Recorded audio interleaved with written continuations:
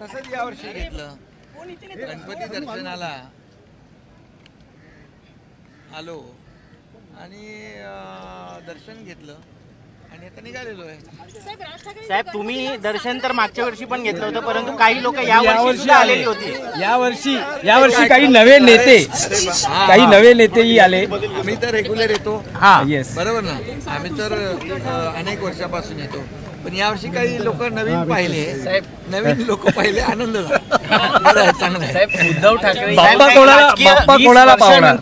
काय मागणं तुम्ही साकडं घातलं राज ठाकरेंच्या बाप्पांना? बाप्पाला साकडं घालण्याची आवश्यकता लागत नाही. त्याला सगळं माहीत आहे. मी एवढंच नेहमी सांगतो, या महाराष्ट्रावरची सगळी विघ्न दूर कर. आणि नेहमी सांगतो, आपला बळीराजा म्हणजे अन्नदाता शेतकरी, याला सुखी ठेव. चांगला पाऊस तर पडतोच आहे, चांगलं पीक येऊ दे, उदंड पीक येऊ दे आणि त्याची उन्नती आणि प्रगती होऊ दे.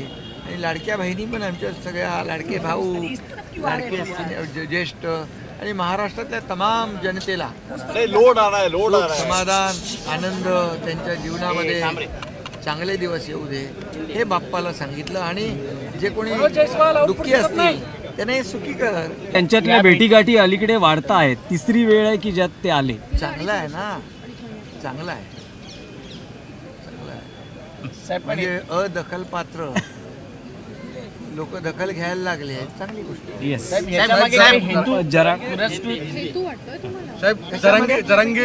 अरे बाबा ऐका, कुठलंही कुटुंबीय परिवार एकत्र येत असेल तर चांगली गोष्ट आहे. त्याचा आनंद सगळ्यांना व्हायला पाहिजे.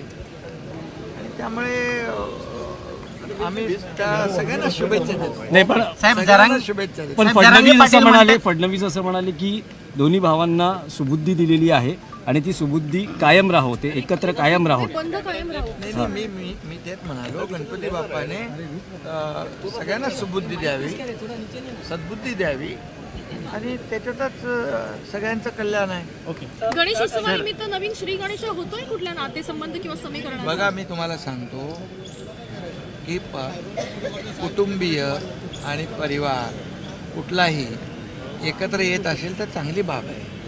आणि म्हणून गणरायाने सगळ्यांना सद्बुद्धी, सुबुद्धी देव, असं त्यात महाराष्ट्रामध्ये ही आपली संस्कृती आहे, आपलं परंपरा आहे.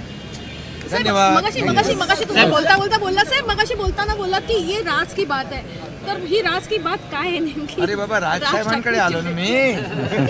असं काय करता?